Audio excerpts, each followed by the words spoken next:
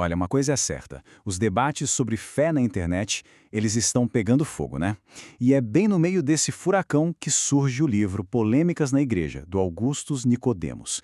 Ele entra de cabeça nessas discussões e a gente vai mergulhar aqui nos principais argumentos dele para entender o que está em jogo. Basicamente, o que ele argumenta é que tem muita coisa rolando hoje em dia, certas doutrinas, práticas, movimentos, que, na visão dele, acabam enfraquecendo o cristianismo em vez de ajudar. Então, a obra dele é isso, uma resposta direta a essas controvérsias todas. E não é para menos, né? A internet virou essa praça pública gigantesca, um verdadeiro fórum onde os debates religiosos simplesmente explodiram. É exatamente nesse cenário, sabe, de discussões super acaloradas que o livro se posiciona, tentando trazer um ponto de vista bem específico. Para a gente entender bem o pensamento dele, vamos passar por alguns pontos-chave que ele aborda. Primeiro, essa coisa de fé online, lutas offline. Depois, a gente entra na relação entre amor, verdade e julgamento. Em seguida, aquela famosa pergunta: Jesus odiava a religião? E não para por aí, tem também a questão do Deus amoroso e o inferno eterno. E para fechar, vamos falar sobre a linha entre os mundos. Bora lá? Então vamos começar pelo começo para entender o cenário. Fé online, lutas offline. Então é importante saber de onde o autor fala, né? O Augustus Nicodemos, ele escreve a partir de uma perspectiva que a gente chama de teologia reformada. O objetivo dele é defender o que ele entende como a sã doutrina bíblica. O trabalho todo é, na verdade, uma reação ao que ele descreve como inovações teológicas e até modismos que, para ele, são uma ameaça à integridade da fé cristã.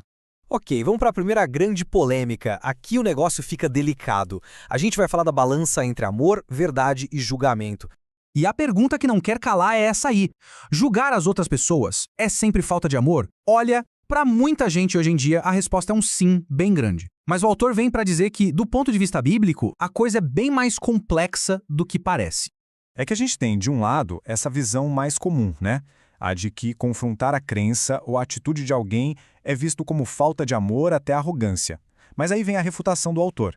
Ele diz que o amor bíblico e a verdade são inseparáveis. Tipo, um não existe sem o outro. E tem uma citação dele que resume bem isso. Considerar falta de amor a discordância quanto aos erros de alguém é desconhecer a natureza do amor bíblico. Ou seja, na lógica dele, o amor de verdade se importa tanto com a verdade que às vezes ele precisa sim confrontar o que está errado. Beleza, vamos para a próxima. E essa aqui com certeza todo mundo já ouviu por aí. A ideia de que Jesus odiava a religião. Mas será que é isso mesmo? Vamos desconstruir essa frase. Aqui o autor faz uma distinção que ele considera fundamental. Ele separa as coisas. De um lado, a religião que Jesus condenava, que era aquele sistema cheio de regras, legalista e hipócrita dos fariseus, uma distorção da lei de Deus, na visão dele. Mas do outro lado, tem a religião que o próprio Jesus praticava. Ele participava da vida religiosa da sua época, ia nas festas do templo, celebrava a Páscoa. Então a conclusão dele é bem direta. Jesus odeia o legalismo, não a religião organizada como um todo. Aquela frase popular, então, seria uma simplificação perigosa que acaba perdendo o foco real da crítica de Jesus. Agora a gente chega num ponto que é talvez um dos mais difíceis e que mais mexe com as pessoas na teologia cristã. Um Deus de amor e a ideia de um inferno eterno. Como conciliar as duas coisas? A pergunta é essa: como um Deus que é puro amor pode permitir que exista um lugar de punição eterna? O livro não foge dessa tensão. Pelo contrário, ele encara de frente. E para isso ele discute uma crença que tem ganhado bastante força, o chamado universalismo. E o que é o universalismo?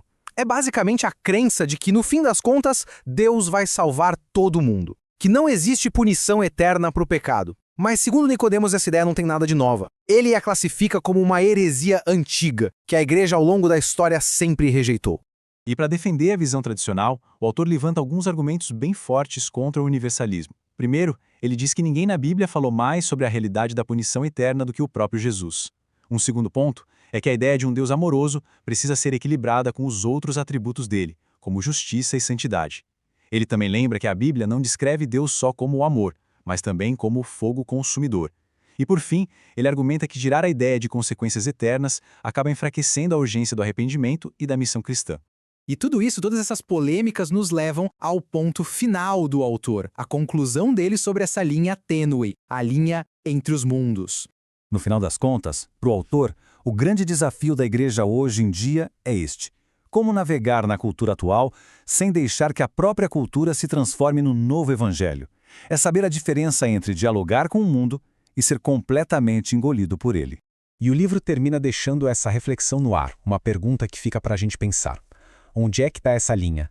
Em que momento a adaptação aos novos tempos se transforma, na verdade, em abandono da fé? Segundo Nicodemos, essa é a grande questão, o desafio que define o que é ser cristão hoje.